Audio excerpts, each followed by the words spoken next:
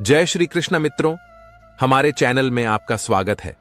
दोस्तों, एक बार माता लक्ष्मी भगवान श्री हरि से पूछती हैं, हे प्रभु, मैं जानना चाहती हूं कि क्या पृथ्वी लोक पर मनुष्यों को पूर्व जन्म का भी कर्ज चुकाना पड़ता है और मृत्यु के बाद मनुष्य की आत्मा वह कौन कौन सी चीजें हैं जो साथ लेकर जाती है तथा उन सभी का प्रभाव मनुष्य की मृत्यु के बाद किस तरह से रहता है। तब मुस्कुराते हुए भगवान श्री हरि विष्णु कहते हैं, हे देवी, आज आपने जो प्रश्न किए हैं वह समस्त मानव जाति के कल्याण हेतु अत्यंत महत्वपूर्ण है। हे देवी, यह सत्य है कि इंसान को अपने पूर्व जन्म का कर्ज अवश्य ही चुकाना पड़ता है और मृत्यु के बाद भी कुछ ऐसी चीजें हैं जो आत्मा के साथ में ही रहती हैं और उनका प्रभाव मनुष्य के दूसरे जन्म पर भी पड़ता है। तब मां लक्ष्मी पूछती हैं, हे प्रभु, यह कैसा कर्ज होता है जो अगले जन्म में भी चुकाना पड़ता है और वह कौन सी चीजें हैं जो अगले जन्म में भी प्रभाव डालती हैं। फिर भगवान श्री हरि कहते हैं, देवी, आज मैं आपको इसी विषय में एक कथा सुनाता हूं। दोस्तों, आप इस कथा को ध्यान से पूरा सुनेंगे तो आपको आपके सभी प्रश्नों के उत्तर अवश्य ही मिल जाएंगे कि पूर्व जन्म का कर्ज क्यों चुकाना पड़ता है। इस कथा का श्रवण करने मात्र से ही आपके जीवन में सुख संपत्ति और धन की वर्षा होगी, इसलिए इसे पूरा ध्यान से जरूर सुने। हे माता लक्ष्मी, आज जो भी इस पवित्र कथा का श्रवण कर रहा है, आप उनके ऊपर अपना आशीर्वाद सदैव बनाए रखना, उनके जीवन की सभी मनोकामनाएं पूर्ण करना। मित्रों, आगे भगवान श्री हरि कहते हैं, हे लक्ष्मी, एक समय की बात है, विदर्भ देश में सुदेश नाम का एक ब्राह्मण रहता था और उसकी पत्नी का नाम रूपाली था। वह अत्यंत गरीब घर में जन्मा था, लेकिन वह अत्यंत बुद्धिमान और मेहनती था। जब वह निर्धन था तब उसे धन की अधिक लालसा नहीं थी, लेकिन अपनी मेहनत के जोर पर जैसे जैसे उसके पास धन का संग्रह होने लगा, तब वह दिन रात उस धन को बढ़ाने की चिंता में डूबा रहता था। उसकी पत्नी रूपाली भी धन की अत्यधिक लालची स्त्री थी। आप तो जानते ही हैं कि धन की तृष्णा ऐसी होती है जो बढ़ते धन के साथ साथ बढ़ती ही जाती है। सुदेश अब ऐसा सोचता था कि काश उसे कोई ऐसी युक्ति मिल जाए जिससे कुछ ही दिनों में धन में हजारों गुना बढ़ोतरी हो जाए। हे लक्ष्मी, पहले वह धन को चंचल और हाथ का मैल समझता था और कहता था, धन का क्या है, वह तो हमेशा आता जाता रहता है। लेकिन तब वह मूर्ख था। अब उसकी आंखें खुल गई थीं और वह धन का अत्यधिक संग्रह करने लगा। उस धन से दान धर्म आदि करने लगा तथा वह साधु और मेहनतों की सेवा में लगाता था। पहले उसकी कि ईश्वर में बड़ी ही श्रद्धा थी, किंतु समय बीतने के साथ साथ धन के लालच की भड़कती हुई ज्वाला ने उसके अन्य सभी सद्गुणों को भी जला दिया। धन की लालसा ने उसकी अंतरात्मा को हमेशा के लिए नष्ट कर दिया। पहले जब भी सुदेश के द्वार पर कोई साधु महात्मा आते तो उसका मुख फूलों की तरह खिल उठता था, परंतु अब आदर सत्कार के समय मुख पर निराशा और मायूसी ही रहती थी। दोस्तों, भगवान श्री हरि कहते हैं, हे, एक बार की बात है, संध्या का समय था। सुदेश के द्वार पर एक साधु आकर रुका और बोला, हे पुत्र, मैं एक यात्री हूं और आगे हरिद्वार को जाना है। आज की रात बिताने के लिए साधु को स्थान मिल जाए तो अच्छा होगा। मैं बड़ी ही आशा से आपके द्वार पर आया हूं। उस साधु का मुख संतोष की मूर्ति था, आंखों में अमृत और मुंह में शहद सी मिठास, जिस कारण से सुदेश का हृदय भक्ति भाव से भर गया। वह उन्हें प्रणाम करते हुए बोला, जरूर महात्मा जी, आपकी सेवा करना तो मेरा परम धर्म है।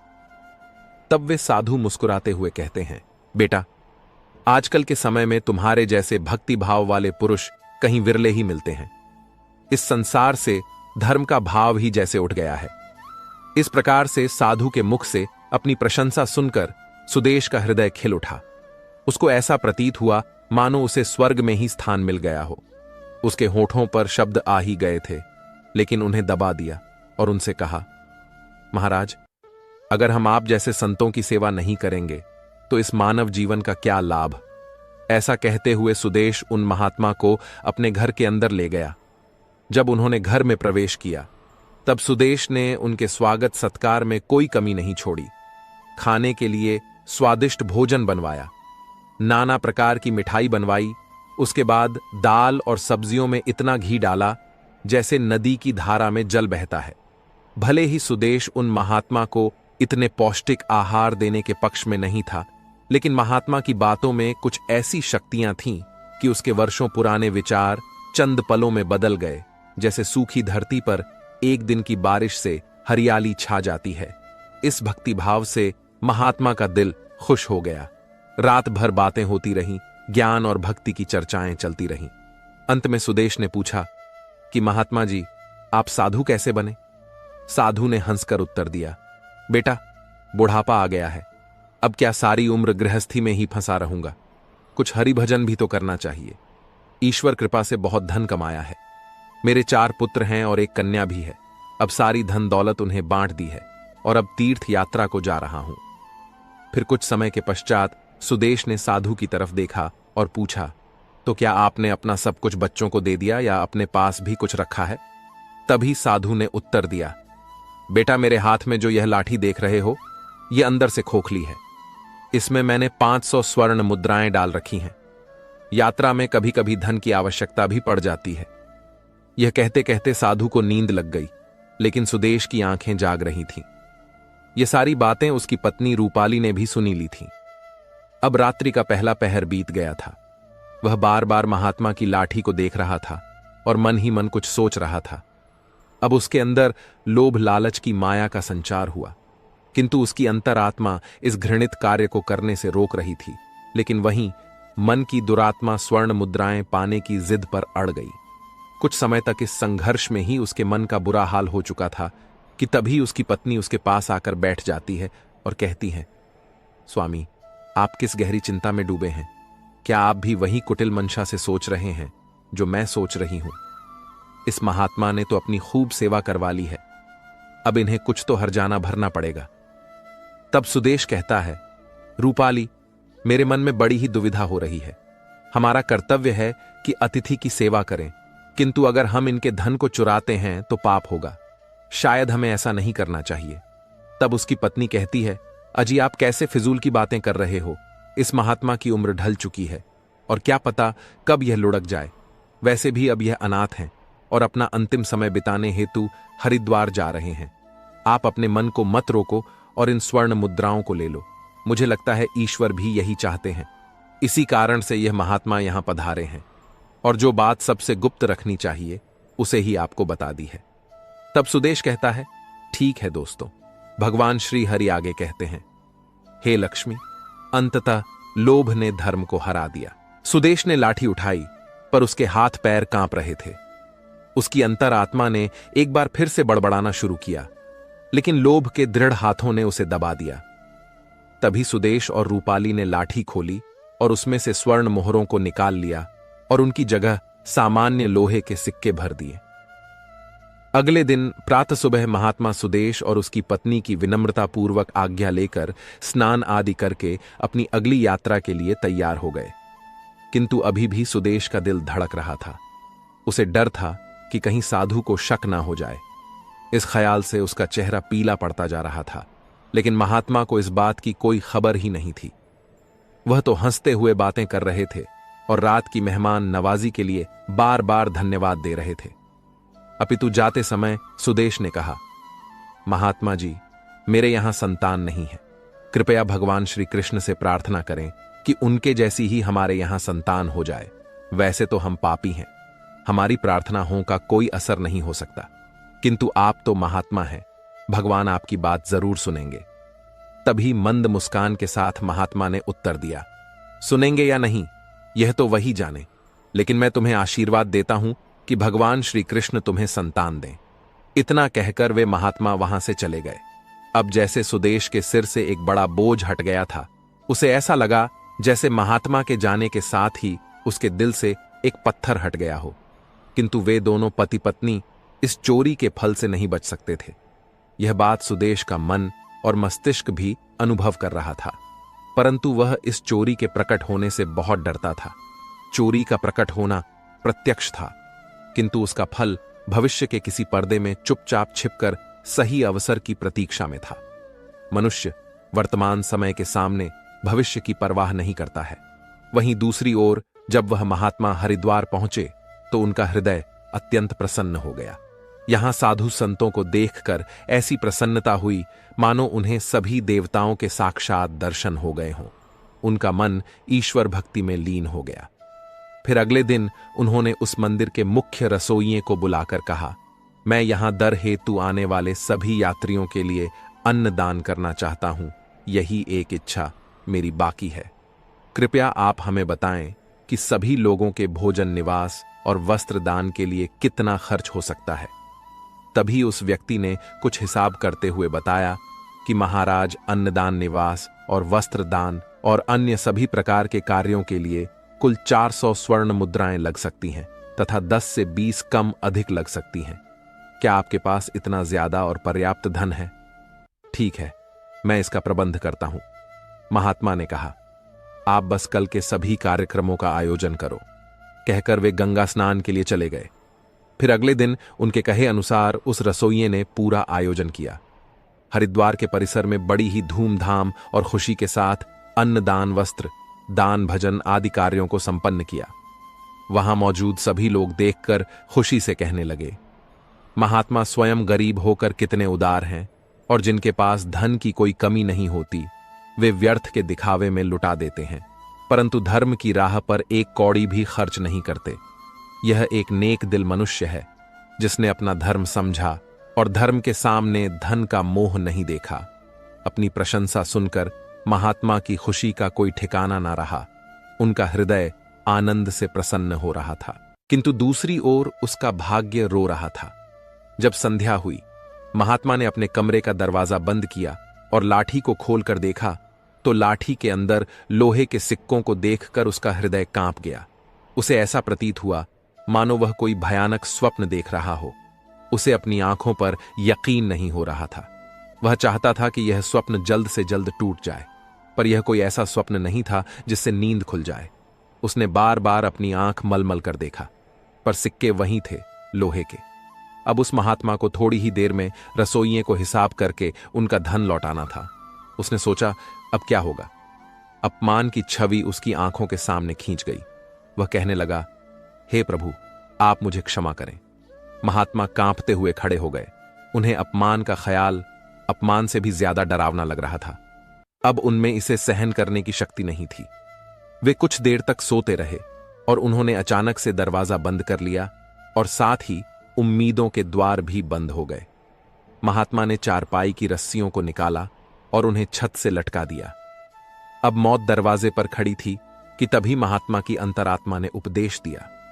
दिमाग ने भी सलाह दी कि यह तुम क्या कर रहे हो। आत्महत्या सबसे बड़ा निंदनीय कर्म है, ऐसा मत करो। पर निराशा ने हर तरफ से हरा कर रख दिया। महात्मा का चेहरा मृत व्यक्ति की तरह सफेद पड़ गया था। तब उसने चारपाई पर खड़े होकर कर अपनी गर्दन में फंदा डाला और कांपते हुए पैरों से चारपाई को ठोकर मार दी। वह महात्मा फांसी पर झूल गया और उसकी मौत हो गई। जहां सुबह बहुत सुखपूर्वक और शांत थी, लेकिन किसे पता था कि शाम इतनी दुखद होगी। कुछ ही समय बाद यह घटना का चारों ओर फैल गई। यह सब देखकर उस रसोइये ने ही महात्मा का अंतिम संस्कार किया और फिर से भगवान का नाम लेकर अपने काम में लग गया। दोस्तों, भगवान श्री हरि आगे कहते हैं, हे लक्ष्मी, वो महात्मा तो मर गए, लेकिन उनका आशीर्वाद अभी भी जीवित था। 1 साल के भीतर ही चोर ब्राह्मण सुदेश के घर में एक पुत्र का जन्म हुआ। इस अवसर पर सुदेश ऐसे प्रसन्न था मानो सारे संसार का धन उसे मिल गया हो।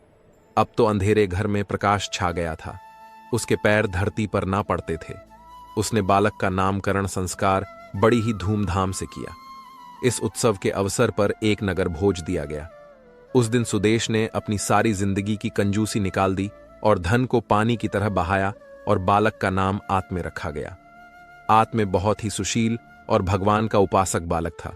उसकी तीक्ष्ण बुद्धि देखकर आश्चर्य होता था। लोग कहते थे कि यह कुल का नाम बढ़ाएगा। सुदेश यह सुनकर फूला न समा आता था। इसी प्रकार 6 वर्ष बीत गए। आत्म शिक्षा ग्रहण करने हेतु आश्रम में गया। वहां भी उसके गुणों का विकास होने लगा। वह हमेशा अपनी कक्षा में प्रथम आया करता था।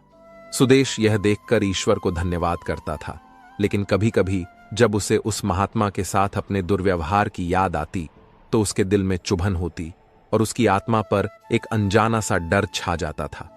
उसे बार बार अपने ऊपर गुस्सा आता था। वह अक्सर मन ही मन दुखी होते रहता और मन ही मन कहता कि मेरी बुद्धि कैसी खोटी थी, मैंने ऐसी मूर्खता क्यों की। लेकिन बीता हुआ समय उसके हाथ में नहीं आ सकता था। उसने स्वर्ण की 500 मोहरों को एक लाल वस्त्र में बांधकर संदूक में रख दिया और यह निश्चय किया कि वह उस महात्मा को वापस दे देगा। फिर उसने महात्मा की खोज शुरू कर दी। कई लोगों को भेजा, लेकिन वह उस महात्मा तक नहीं पहुंच सका। इतना समय बीत गया कि अब सुदेश उस घटना को भूल गया, परंतु स्वर्ण मुद्राएं अभी भी एक लाल वस्त्र में लिपटी हुई उसी संदूक में पड़ी थीं। दोस्तों, भगवान श्रीहरि आगे कहते हैं, हे लक्ष्मी, समय गुजरता गया और आत्मे अब 20 वर्ष का हो गया था। साथ ही उसे एक बीमारी ने जकड़ रखा था और आत्मे के इलाज में काफी धन का खर्च हो रहा था। फिर एक दिन अचानक सुदेश अपनी पत्नी रूपाली और बेटे आत्मे के साथ हरिद्वार के लिए निकल पड़ा। वहां पहुंचकर वे एक सराय में ठहरे। वहां सुदेश को पता चला कि उनके बेटे आत्मे का व्यवहार साधुओं जैसा हो रहा है। उसके अंदर वैराग्य आ रहा है। वह दिन रात साधुओं के डेरे में समय बिताता और जब भी किसी दीन दुखी या गरीब को देखता तो उसकी मदद करता था। इसे देखकर सुदेश बहुत परेशान होता था, पर वह कुछ कर नहीं पाता था। आत्मे उसकी इकलौती संतान थी। उसका मुख देखकर सुदेश का क्रोध शांत हो जाता था। वह बहुत सोचता था, परंतु आत्मे के इस स्वभाव का कारण उसे समझ में नहीं आता था। फिर दूसरे दिन संध्या के समय आत्मे भजन कर अपने सराय की तरफ लौट रहा था कि रास्ते में एक बूढ़ा आदमी उसे रोता हुआ मिला। तब आत्मे ने आश्चर्य से पूछा, भाई रोते क्यों हो? तब वह बूढ़ा कहने लगा, बेटा क्या कहूं, कहते हुए लज्जा आती है। अगर तुम जानना ही चाहते हो तो सुनो, मैं गंगा जी में डूबकर अपना जीवन समाप्त करने जा रहा हूं, क्योंकि मुझे व्यापार में घाटा हुआ है और मेरे सिर पर बहुत सारा कर्ज है। आत्मे कहता है, पर यह तो छोटी सी बात है। उस बूढ़े व्यक्ति ने अजीबो गरीब नजरों से आत्मे की ओर देखते हुए कहा, मुझे अपना कर्ज चुकाना है, नहीं तो मेरे पास आत्महत्या करने के अलावा कोई विकल्प ही नहीं है। तब आत्मे कुछ देर तक चुप रहा। यह मौन उस दुर्भाग्यशाली बूढ़े व्यक्ति के लिए एक उम्मीद बन रहा था। उसके आंसू थम गए और फिर आत्मे ने पूछा कि महाराज, आपको कितने धन की आवश्यकता है? कृपया आप हमें बताएं। दोस्तों, जब इंसान निराश हताश होता है तब उसे हर कदम पर उम्मीद नजर आती है। उस बूढ़े व्यक्ति ने हिसाब लगाकर जवाब दिया और कहा कि मेरे सिर पर लगभग 500 स्वर्ण मुद्राओं का कर्ज है। आत्मे फिर से कुछ देर के लिए चुप रहा। फिर उसने कहा, महाराज आप चिंता मत करो, आप बस इसी गंगा के तट पर मेरी प्रतीक्षा करो, मैं बस अभी वापस आता हूं। आपके लिए मैं कहीं से धन का संग्रह करके लाता हूं। तब बूढ़े आदमी ने कहा, बेटा यहीं पास में ही मेरी एक धर्मशाला है, तुम वहीं आ जाओ। उसी समय आत्मे भागते हुए वापस सराय में आ पहुंचा। उस समय उसके हृदय में हलचल सी मची हुई थी। उसका चित्त व्याकुल था। वह चाहता था कि जितनी जल्दी हो सके बूढ़े बाबा का संकट दूर कर दे। उसे दिव्य शक्ति ने विश्वास दिला दिया था कि इस बूढ़े बाबा की सहायता करना मेरा धर्म है। वह एक विशेष भावुकता के साथ अपने सराय पर पहुंचा। तब उसके माता पिता कहीं बाहर गए हुए थे। अब आत्मे का रास्ता साफ हो गया था। उसने संदूक पर जो ताला लगा हुआ था उसे एक पत्थर से तोड़ दिया, फिर संदूक को खंगालना शुरू कर दिया। निराशा ने अपनी जगह बना ली थी, लेकिन आशा ने बंधन बांध दिए थे। तभी अचानक आशा की एक किरण नजर आई। आत्मे के हाथ में वह लाल वस्त्र आ गया। उसने उसे कांपते हाथों से खोला और उसका दिल कमल की तरह खिल उठा। उस रुमाल में पूरी 500 स्वर्ण मुद्राएं थीं। यह वही सोने की मुद्राएं थीं जिन्हें सुदेश ने कभी एक महात्मा से चुराया था। जब मुद्राओं की गिनती की तो वे पूरी 500 ही निकली। आत्मे का दिल प्रसन्नता से भर गया।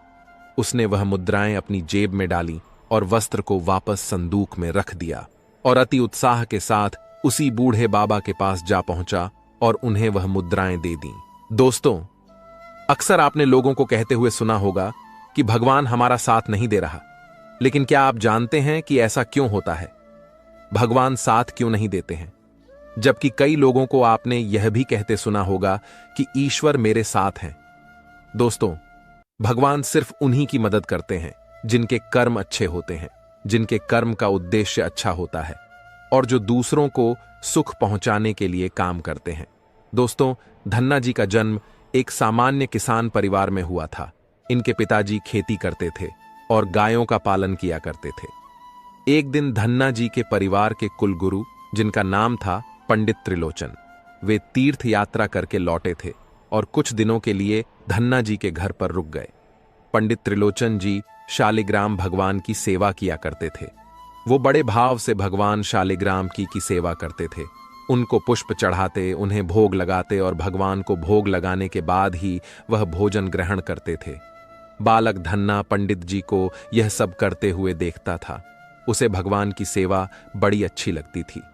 जब पंडित जी भगवान की सेवा करते तो धन्ना को बड़ा ही सुकून मिलने लगता।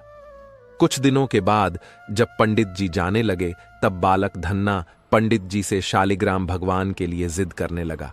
कहने लगा कि मुझे ठाकुर जी चाहिए, परंतु पंडित जी अपने ठाकुर जी छोटे से बालक को कैसे दे सकते थे।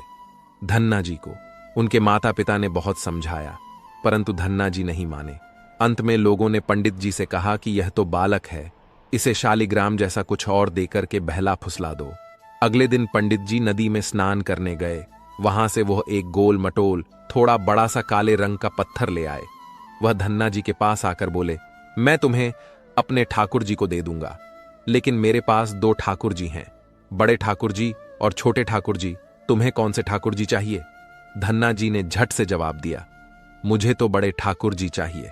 पंडित जी भी यही चाहते थे। तब पंडित जी ने धन्ना जी को वह बड़ा काला पत्थर बड़े ठाकुर जी बताकर दे दिया। अब ठाकुर जी को पाकर धन्ना जी बहुत प्रसन्न हो गए, बड़े खुश हो गए। वह बड़े भाव से उनकी सेवा करने लगे। जब धन्ना जी गाय चराने खेतों की तरफ जा तो ठाकुर जी को अपने साथ ले जाते। धन्ना जी की मां ने उनको बाजरे की रोटी, साग, अचार और गुड़ खाने के लिए दिया।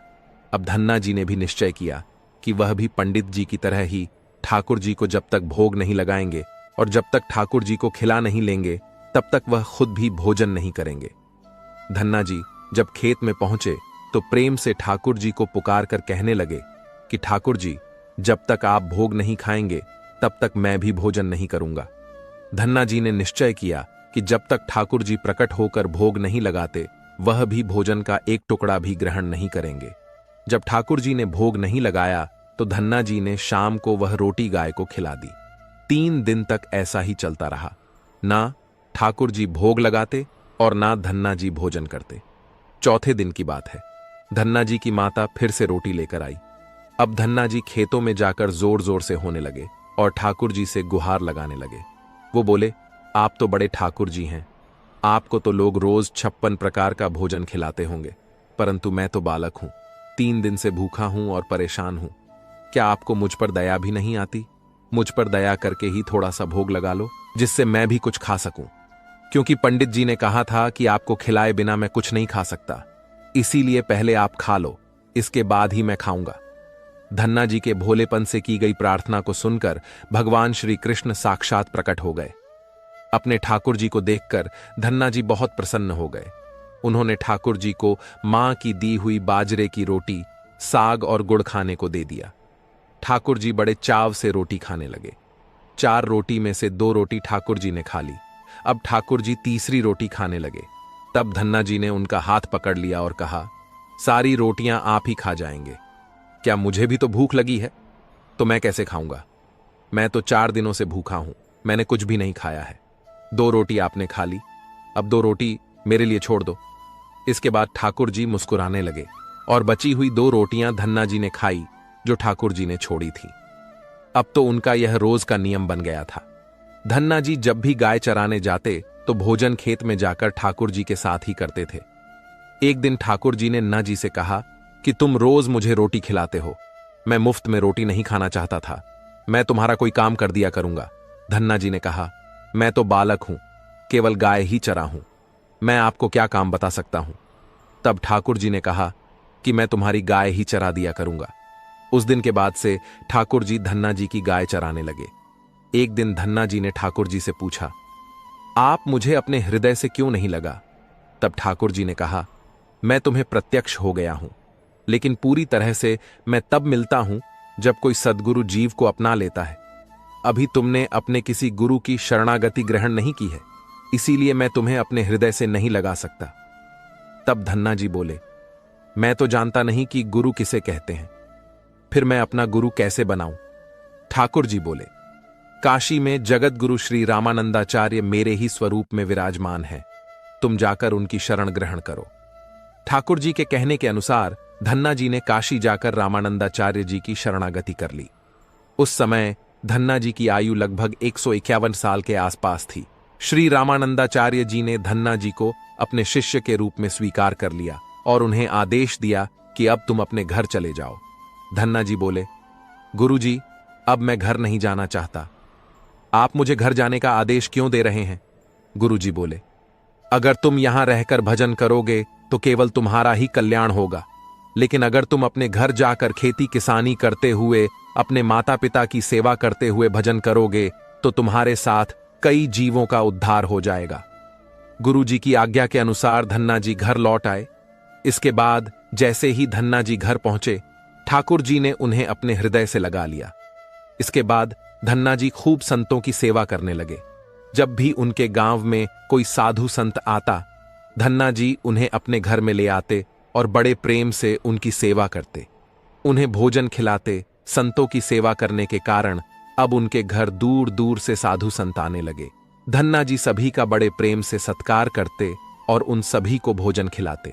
एक दिन की बात है, धन्ना जी के पिता ने धन्ना जी से कहा कि देखो भाई, हम लोग गृहस्थ हैं।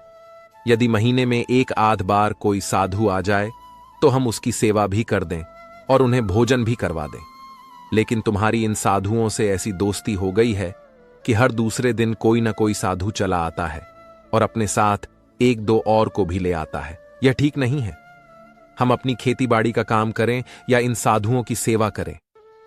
तुम तो अभी बालक हो, कुछ कमाते नहीं हो। तुम्हारा पालन पोषण भी हम ही करते हैं और ऊपर से तुम साधुओं को बुला लाओ।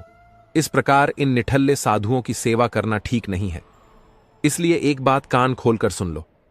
आज के बाद यदि तुम किसी भी साधु को लेकर घर आए तो मैं तुम्हें घर में नहीं घुसने दूंगा। तुम्हें साधु की सेवा करनी है तो पहले कुछ कमाई करो, फिर अपनी कमाई से साधु की सेवा करना। पिताजी की बात सुनकर धन्ना जी उदास हो गए और चुपचाप खड़े हो गए। तब पिताजी ने धन्ना को डांटते हुए कहा, आज के बाद किसी साधु को घर में लेकर के मत आना और जाओ खेतों में गेहूं बोकर आओ। खेत तैयार है, बोरी में गेहूं का बीज रखा है, इसे बैलगाड़ी में ला दो, ले जाओ और खेत में बो दो।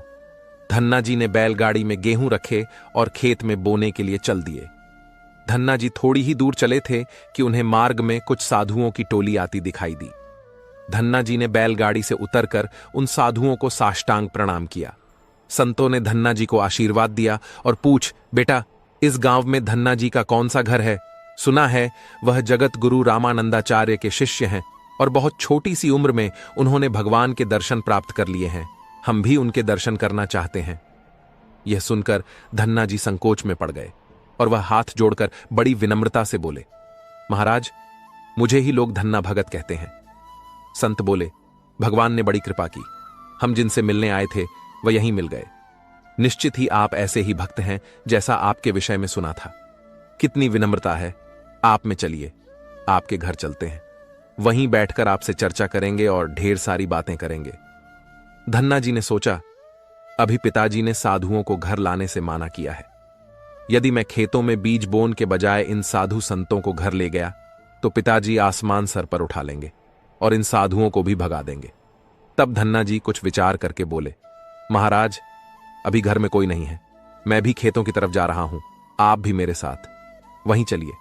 संत बोले, ठीक है, हमें तो आपसे मिलना था और आप जहां भी ले चले हम वहीं चलेंगे। फिर धन्ना जी उन सभी को खेत पर लेकर चले गए। खेत में एक पेड़ के नीचे बने हुए चबूतरे पर साधुओं को बैठाकर बोले, महाराज, आप यहीं पर कुछ देर तक विश्राम कीजिए, तब तक मैं आपके लिए भोजन पानी की व्यवस्था करता हूं। इतना कहकर धन्ना जी वहां से बैलगाड़ी लेकर के चले गए। बैलगाड़ी लेकर धन्ना जी सीधे बनिए की दुकान पर पहुंचे। वहां पर उन्होंने बैलगाड़ी में जो भी बीज गेहूं खेत में बोने के लिए रखे था उसे बनिए को बेच दिया और उसी से दाल चावल और जो भी खाना बनाने वाला सामान था सब खरीद लिया। सामान लेकर धन्ना जी खेत पहुंचे। वहां पर संतों के साथ मिलकर बहुत बढ़िया दाल चावल और प्रसाद बनाया। भगवान को भोग लगाने के बाद बड़े प्रेम से संत और धन्ना जी ने बैठकर भोजन किया। इसी बीच भगवान की चर्चा भी होती रही। संतों को भोजन करवाने के बाद बड़े प्रेम से धन्ना जी ने उनको विदा कर दिया। संतों के जाने के बाद धन्ना जी सोचने लगे कि बीज वाले गेहूं को तो बेचकर मैंने संतों को भोजन करा दिया। अब खेत में क्या बोया जाए? अगर पिताजी बीज मांगेंगे तो मैं कहां से बीज लाकर दूंगा, और यदि खेत में कुछ पैदा नहीं हुआ तो मैं पिताजी को क्या जवाब दूंगा? यही सोचकर धन्ना जी ने बोरी में रेत भरी और आसपास के लोगों को दिखाने के लिए रेत को खेत में बोने लगे। सुबह से शाम तक सारी बोरियां जो रेत की बनाई थीं, धन्ना जी ने वो रेत खेतों में छिड़क दी। आसपास के किसान देख रहे थे कि धन्ना जी खेतों में गेहूं बो रहे हैं, वो तो खेतों में रेत बो रहे थे। खेत बोन के बाद धन्ना जी बड़े प्रसन्न मन से घर की ओर चल दिए। वो सोचने लगे, खेत में तो कुछ उगना नहीं है तो देखभाल भी नहीं करनी पड़ेगी। धन्ना जी जब घर पहुंचे तो पिताजी ने पूछा कि खेत बो आए? धन्ना जी बोले कि पिताजी, मैं खेत बो आया हूं। कुछ दिन बीते, धन्ना जी के पिताजी और गांव के कुछ बड़े बूढ़े लोग धन्ना जी के पास आए और बोले कि तुमने कैसा खेत बोया है? ऐसी फसल तो हमने अपने जीवन में आज तक नहीं देखी। ऐसा लगता है जैसे गेहूं का एक एक दाना नाप नाप कर समान दूरी पर बोया गया है और सारे ही दाने उगाए हैं। इतनी सुंदर फसल तो हमने आज तक नहीं देखी। यह सब तुमने कैसे किया? धन्ना जी सोचने लगे कि सब उनको ताने मार रहे हैं, खेत में कुछ उगा नहीं होगा, इसीलिए ऐसी बातें कर रहे हैं। तब धन्ना जी ने आश्चर्यचकित होकर स्वयं खेत पर जाकर देखा तो बड़े ही आश्चर्यचकित हो गए। उन्होंने देखा कि जिस खेत में उन्होंने रेत बोई थी वहां पर फसल उगाई है, और एक सुंदर फसल उन्होंने भी कभी नहीं देखी थी। फसल को देखकर धन्ना जी को भगवान की कृपा का एहसास हुआ और उनकी आंखों से आंसू निकाल आए। धन्ना जी जोर जोर से रोने लगे। जब धन्ना जी के पिता और अन्य गांव वालों ने रोने का कारण पूछा तब धन्ना ने रोते हुए सारी घटना कह सुनाई। धन्ना जी बोले, पिताजी, जब आपने संतों को घर लाने के लिए मना किया था और खेत बोने के लिए गेहूं दिया था, उसी दिन मुझे मार्ग में कुछ संत मिले थे। मैं उन संतों को अपने घर नहीं लाया और खेत पर ही ठहरा कर जो गेहूं मैंने बीज बोने के लिए लिए थे वह सब बनिए की दुकान पर बेचकर संतों को भोजन करवा दिया। इसके बाद मैंने लोगों को दिखाने के लिए खेत में रेत को बो दिया। फिर यह फसल कैसे हो गई ये मुझे नहीं मालूम। धन्ना जी की बात सुनकर उनके पिताजी की आंखों में आंसू आ गए और वह बोले, मेरा धन्य भाग्य जो मेरे घर में ऐसे पुत्र ने जन्म लिया। आज के बाद हम तुम्हें रोकेंगे नहीं। खूब साधु को बुलाओ, संतों की सेवा करो। हम तुम्हें अब कभी मना नहीं करेंगे। आज से मैं भी भगवान की भक्ति किया करूंगा और तुम्हारे साथ संतों की सेवा करूंगा। इसके बाद धन्ना जी और उनके परिवार वाले खूब संतों की सेवा करने लगे। कुछ समय बाद धन्ना जी की उगाई हुई फसल को काटने का समय आ गया। उस समय उतने ही आकार की खेती से 50 गुना ज्यादा गेहूं निकला। यह गेहूं इतना ज्यादा था कि उसे रखने तक की जगह नहीं बची थी। गांव के सभी लोग धन्ना जी की फसल देखकर आश्चर्यचकित हो गए। अब धन्ना जी और उनका परिवार अपनी क्षमता के अनुसार खूब संत की सेवा और भगवान की भक्ति करने लगे। उनके घर हमेशा साधु संतों की भीड़ लगी रहती था। अब धन्ना जी जब भी खेतों में फसल बोते हर बार ऐसे ही फसल होने लगी। अब धन्ना जी अपने गांव के बड़े किसान बन गए। गांव के सभी लोग धन्ना जी को चमत्कारी संत मानने लगे और उनके खेतों की मिट्टी को भी चमत्कारी मानने लगे। अब जिन लोगों के खेतों में पर्याप्त फसल नहीं होती तो वह लोग धन्ना जी के खेतों की मिट्टी ले जाकर अपने खेतों में छिड़क लेते, जिससे उनकी फसल भी अच्छी होने लगी। चारों तरफ धन्ना जी की जय जयकार होने लगी। एक बार भगवान ने धन्ना जी की परीक्षा लेनी चाहिए। धन्ना जी के गांव में अकाल पड़ गया। धन्ना जी बड़े किसान थे, उनके पास बहुत खेती थी और अन्न के भंडार भरे थे। अकाल के कारण उनके गांव और आसपास के क्षेत्र के ब्राह्मण, संत, गरीब और जरूरतमंद लोग धन्ना जी के पास मदद की उम्मीद से आने लगे। धन्ना जी भी उन्हें दोनों हाथों से भंडार लुटाने लगे। कभी कोई जरूरतमंद उनके घर से खाली हाथ नहीं लौटता। धीरे धीरे धन्ना जी का अन्न भंडार समाप्त होने लगा, परंतु धन्ना जी ने निश्चय किया कि जब तक उनका सामर्थ्य है वह किसी भी जरूरतमंद को नहीं करेंगे और सब कुछ बेचकर लोगों की मदद करेंगे। धन्ना जी की संत सेवा से प्रसन्न एक दिन उनके पास संत के भेष में स्वयं ठाकुर जी आ गए। उन्होंने धन्ना जी को तुम्बाक मंडल बना करके दिया और कुछ लौकी के बीज दिए और कहा कि धन्ना जी, इन बीजों को अपने खेत में बो दो और जब इनकी फसल पक जाए तो उनसे जो भी प्राप्त हो उसे लोगों की सेवा में खर्च कर देना। धन्ना जी ने ऐसा ही किया। संत की आज्ञा से उन्होंने तुम्बा के बीज खेतों में बो दिए। गांव के लोग कहने लगे, लगता है धन्ना जी पागल हो गए हैं, ऐसे भीषण अकाल में फसल बो रहे हैं, और वह भी तुम्बा की। यह तो केवल कमंडल बनाने के काम में आता है। ऐसी फसल यदि उग भी गई, पैदा भी हो गई, तो उसका क्या फायदा होगा। कुछ दिन बाद तुम्बा की फसल उगाई। सभी लोग आश्चर्य करने लगे कि ऐसे भीषण अकाल में बिना पानी के कोई फसल कैसे उग सकती है। कुछ ही दिनों में धन्ना जी का खेत हरा भरा हो गया। इसी बीच धन्ना जी जरूरतमंदों की सेवा करते रहे। धन्ना जी ने अपना सारा अन्न भंडार सेवादान में लगा दिया। उनके घर में जो भी फसल के बीज रखे थे, वह भी सब उन्होंने संतों को भोजन के लिए दान कर दिया। अब उनके पास अपने परिवार के गुजारे के लायक भी अन्न नहीं बचा था। गांव के लोग कहने लगे, बड़ा मूर्ख है, जो सारा अन्न लुटा दिया, अपने परिवार के लिए कुछ भी नहीं रखा, और इसने फसल में बोया भी तो तुम्बा, जिसे कोई खा भी नहीं सकता। धन्ना जी को लोगों की बातों से कोई फर्क नहीं पड़ा। वह तो भगवान का नाम लेते रहते और लोगों की मदद करते रहते थे। एक दिन ऐसा आया जब धन्ना जी के खेतों में लगी फसल पक गई। उनके खेत में बड़े बड़े तुम्बा के फल दिखे रहे थे। धन्ना जी ने सोचा, अब दान करने को तो कुछ है नहीं, अब इन तुम्बा से कमंडल बनाकर संतों को दिया करेंगे। धन्ना जी खेतों में लगे, सभी तुम्बा के फलों को तोड़कर घर ले आए।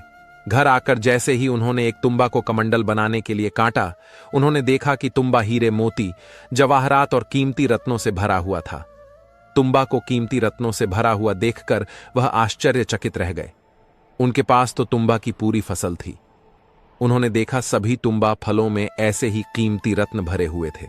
अब उनके पास इतने कीमती रत्न और जवाहरात हो गए जितने किसी राजा के पास भी शायद ना हो। इस चमत्कार को देखने के बाद धन्ना जी को उस संत की याद आई जिन्होंने तुम्बा के बीज दिए थे। उसे संत ने कहा था कि इस फसल से जो भी प्राप्त हो उसे लोगों की सेवा में लगा देना। अब धन्ना जी उस धन से लोगों की सेवा करने लगे। जय श्री कृष्णा मित्रों, ग्वाले का ज्ञान में आपका स्वागत है। क्या अंतिम घड़ी में मृत्यु के समय नाम का जप करने से मनुष्य मुक्त हो सकता है? दोस्तों, कहा जाता है कि नाम जप से बढ़कर इस दुनिया में कोई भी दूसरी साधना नहीं होती। संघर्ष और चिंता के आज के समय में भगवान के पवित्र नाम का जप क्या आपकी सभी समस्याओं और चिंताओं का समाधान कर सकता है? क्या हर कोई भगवान के नाम का जप कर सकता है? भगवान के किस नाम का जप करें? क्या अपने मन से कोई भी नाम जप सकते हैं, या केवल गुरु से ही प्राप्त नाम ही सर्वश्रेष्ठ होता है? क्या अंतिम घड़ी में मृत्यु के समय नाम का जप करने से मनुष्य मुक्त हो सकता है? प्यारे दोस्तों, नाम जप भक्ति और परमात्मा प्राप्ति के मार्ग में आने वाले सभी प्रश्नों का उत्तर आपको इस वीडियो में मिलेगा। दोस्तों, कहा जाता है कि भगवान का नाम बहुत ही पवित्र और शक्तिशाली होता है। रोज रोज नाम जप करने से व्यक्ति के जीवन के सभी दुख दर्द खत्म हो जाते हैं और उसे संसार से विदा होने पर मोक्ष की प्राप्ति होती है। एक बार रात्रि का समय था। महात्मा श्यामदास जी भगवान के नाम का अजपा जाप करते हुए अपनी मस्ती में चले जा रहे थे। इस समय वे गहन जंगल से गुजर रहे थे। विरक्त होने के कारण वे महात्मा जी लगातार देशाटन किया करते थे। वे किसी भी एक स्थान पर ज्यादा समय तक नहीं रुकते थे। वे भगवान के नाम के प्रेमी थे। दिन रात उनके मुख से भगवान के नाम का जप ही चलता रहता था। स्वयं वह अजपा जाप करते थे और औरों को भी उसी मार्ग पर चलाते थे। चलते चलते वे मार्ग भूल गए, पर चलते जा रहे थे जहां भगवान ले चलेंगे। दूर अंधेरे में बहुत सी दीपमालाएं प्रकाशित थीं। महात्मा जी उसी दिशा की ओर चलने लगे। निकट पहुंच के उन्होंने देखा कि एक वटवृक्ष के पास अनेक प्रकार के वाद्य यंत्र बज रहे हैं। नाच गाना और शराब की महफिल जमी हुई है। कई स्त्री पुरुष साथ में नाचते कूदते हंसते और औरों को हंसा रहे हैं। उनको महसूस हुआ यह मनुष्य नहीं बल्कि प्रेत आत्माएं हैं। श्यामदास जी को देखकर एक प्रेत ने उनका हाथ पकड़ा और कहा, अरे ओ मनुष्य, हमारे राजा तुझे बुला रहे हैं, चलो मेरे साथ। वे मस्त भाव से राजा के पास गए, जो कि एक सिंहासन पर बैठ था। वहां राजा के इर्द गिर्द बहुत से प्रेत खड़े थे। प्रेतराज ने कहा, इस ओर तुम क्यों आए? हमारी प्रेत मंडली आज मदमस्त है। इस बात का भी तुमने विचार नहीं किया? तुम्हें क्या मौत का डर नहीं है? मुस्कुराते हुए महात्मा श्यामदास जी बोले, मौत का डर और मुझे? हे राजन, जिसे जीने का मोह ही ना हो, उसे मौत का डर कैसा? हम साधु लोग तो मौत को आनंद का विषय मानते हैं। यह तो केवल देह परिवर्तन होता है जो कि प्रारब्ध कर्म के बिना किसी से नहीं हो सकता। प्रेतराज ने कहा, तुम जानते हो हम लोग कौन हैं? महात्मा जी ने कहा, हां, मैं अनुमान लगा सकता हूं कि आप लोग प्रेतात्मा हो। प्रेतराज ने कहा, तुम जानते हो मानव समाज हमारे नाम से ही कांपता है। महात्मा जी ने कहा, प्रेतराज, मुझे मनुष्य में गिनने की गलती मत करना। हम जिंदा दिखते हुए भी जीने की इच्छा से रहित हैं, मृत्युल्य, और यदि जिंदा मानो तो भी आप हमें नहीं मार सकते। जीवन मरण तो कर्मों के अधीन है। क्या मैं आपसे एक प्रश्न पूछ सकता हूं? महात्मा की निर्भयता देखकर प्रेतों के राजा को बड़ा आश्चर्य हुआ कि प्रेत का नाम सुनते ही मर जाने वाले मनुष्यों में एक इतनी निर्भयता से बात कर रहा है। सचमुच ऐसे मनुष्य से बात करने में कोई दिक्कत नहीं। वो बोला, पूछो, क्या पूछना चाहते हो? महात्मा जी ने कहा, प्रेतराज, आज यहां आनंद उत्सव क्यों मनाया जा रहा है? प्रेतराज ने कहा, मेरी इकलौती कन्या योग्य पति ना मिलने के कारण अब तक कुंवारी थी, लेकिन अब योग्य जमाई मिलने की संभावना है। कल उसकी शादी है, इसीलिए उत्सव मनाया जा रहा है। महात्मा जी ने हंसते हुए कहा, तुम्हारा जमाई कहां है? मैं उसे देखना चाहता हूं।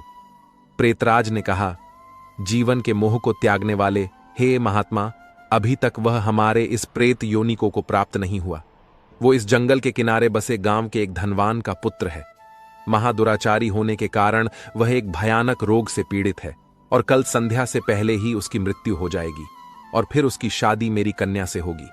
रात भर गीत नृत्य और मदपान करके हम लोग आनंद उत्सव मनाएंगे।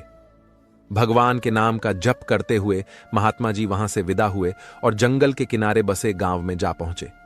तब तक सुबह हो चुकी थी। एक ग्रामीण से उन्होंने पूछा, क्या इस गांव में किसी धनवान का बेटा बीमार है? उस ग्रामीण ने कहा, हां महाराज, नवल सा सेठ का बेटा शकुल चंद 1 वर्ष से रोगग्रस्त है।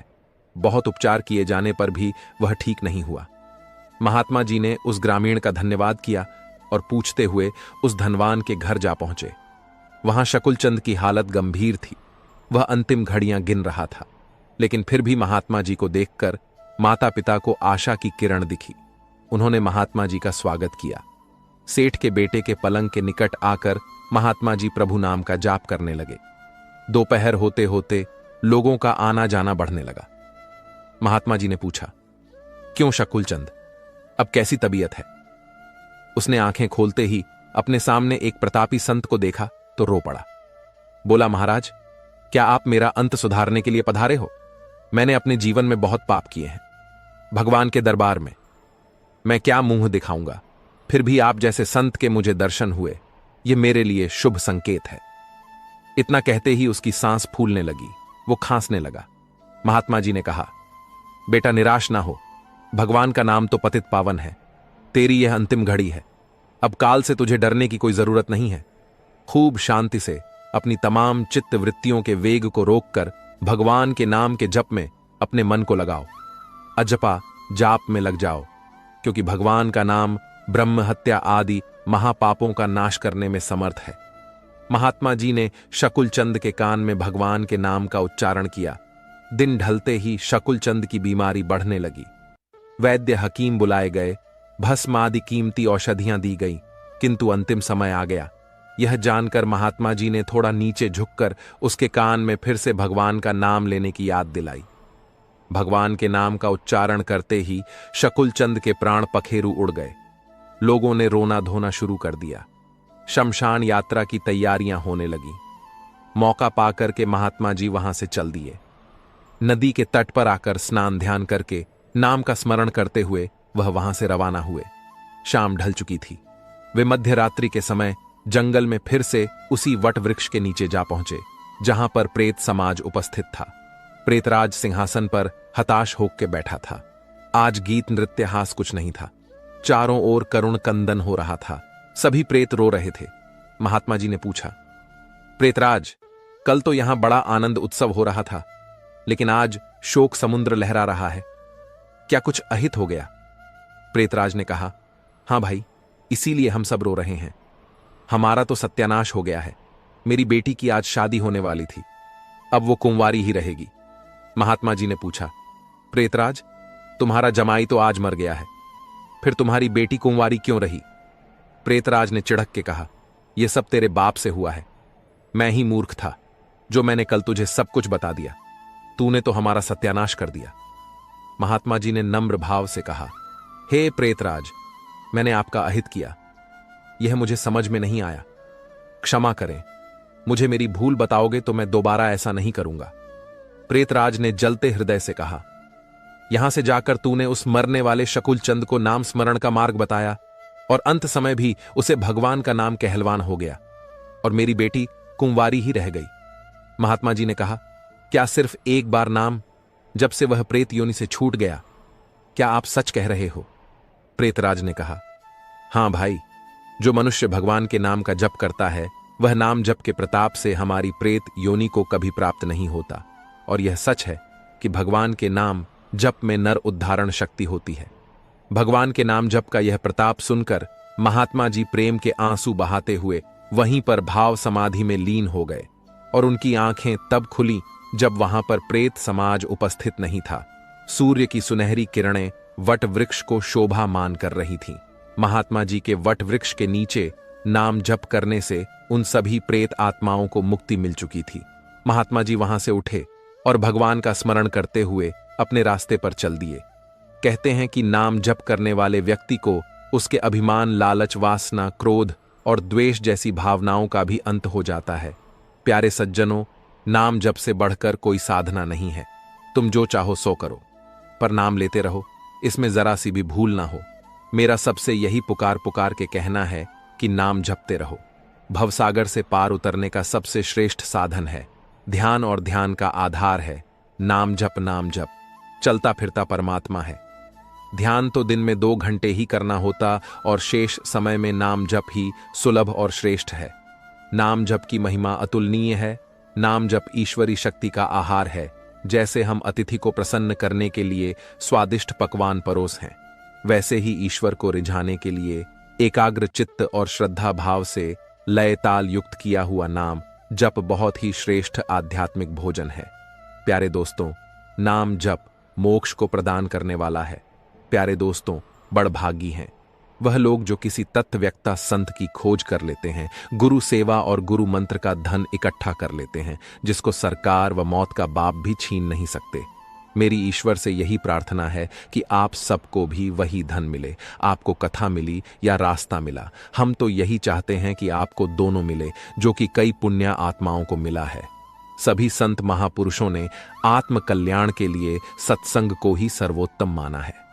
वैसे तो प्रत्येक सज्जन की संगति लाभदायक होती है, लेकिन जिन महापुरुषों ने अपने जीवन को परोपकार और ईश्वर चिंतन में ही लगाकर रखा है और सामाजिक प्रपंच को त्याग दिया है, उनके उपदेश सुनने अथवा उनके समीप बैठने से मनुष्य के विचारों और उसके आचार में निर्मलता आती है, उसकी बुद्धि शुद्ध हो जाती है। सत्संग के प्रभाव से ही मनुष्य को ज्ञान की प्राप्ति होती है और आत्मकल्याण के मार्ग पर वह अग्रसर होता है। कहा भी गया है कि कबीरा संगति साधु की हरे, और की व्याध ओछी संगत क्रूर की, आठों पार उपाद आत्म सुख और परम शांति के लिए संत महापुरुषों का सत्संग परम आवश्यक है। इसके बिना जीवन का कोई आनंद नहीं पाया जा सकता। इस सत्संग के पुण्य लाभ के लिए ही नरदेह को धारण करने के लिए देवता गण भी लालायित रहते हैं। प्यारे दोस्तों, एक बार का जिक्र है, एक बहुत बड़ा चोर था।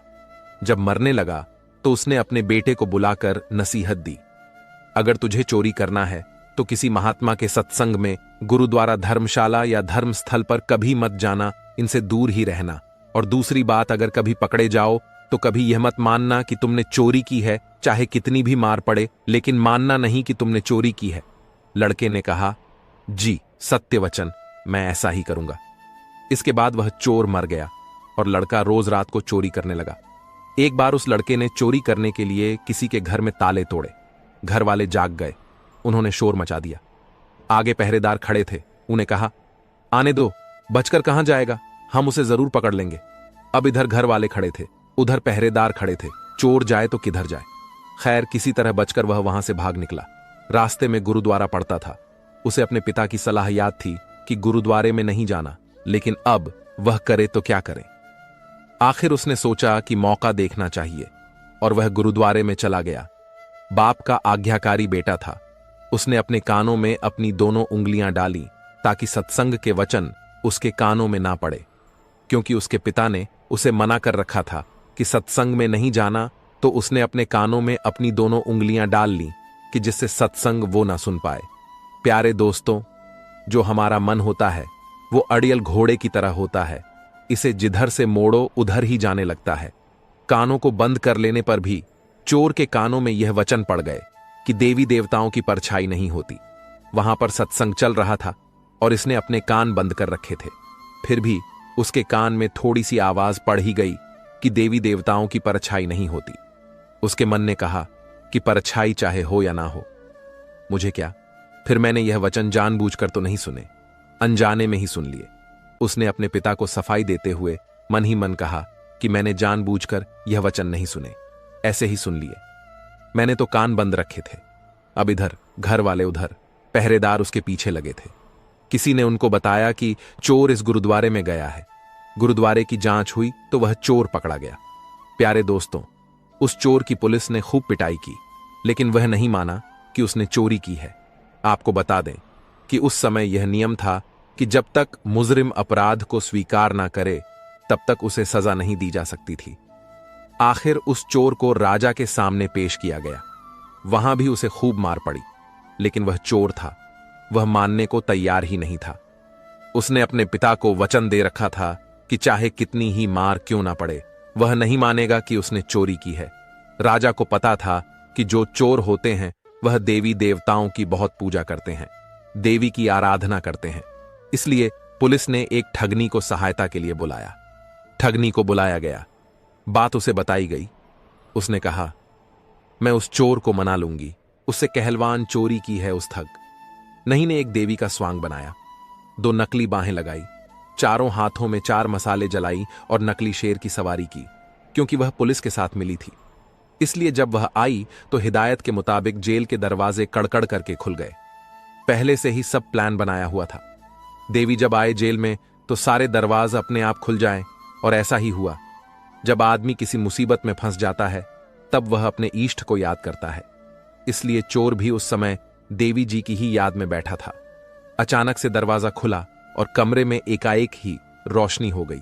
वह ठगनी जिसने देवी का रूप बनाया हुआ था, वह एक खास अंदाज में कहने लगी कि देखो भक्त, तूने मुझे याद किया और मैं आ गई। तूने अच्छा किया जो चोरी की बात नहीं बताई। तूने अगर चोरी की है तो मुझे सच सच बता दे, मुझसे कुछ नहीं छुपा है, मैं तुझे फौरन ही आजाद कर दूंगी। जोड़ देवी का भक्त था। वह अपने इष्ट को सामने खड़ा देख करके बड़ा खुश हुआ और मन ही मन सोचने लगा कि मैं इनको सब कुछ सच सच बता दूंगा। अभी वह बताने के लिए तैयार ही हुआ था कि उसकी नजर देवी की परछाई पर चली गई। उसको फौरन ही सत्संग का वो वचन याद आ गया कि देवी देवताओं की परछाई नहीं होती। उसने देखा कि उसकी जो देवी है उनकी तो परछाई है। वह समझ गया कि यह कोई देवी नहीं है, जरूर हमारे साथ छल किया गया है। यह सोच करके वह फौरन ही रुक गया और कहने लगा, मां, मैंने कोई चोरी नहीं की, और अगर मैंने चोरी की होती तो क्या मैं आपको नहीं बताता?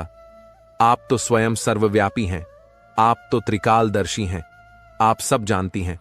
अगर मैंने चोरी की होती तो आपको तो पता होता है। हे मां, मैंने कोई चोरी नहीं की।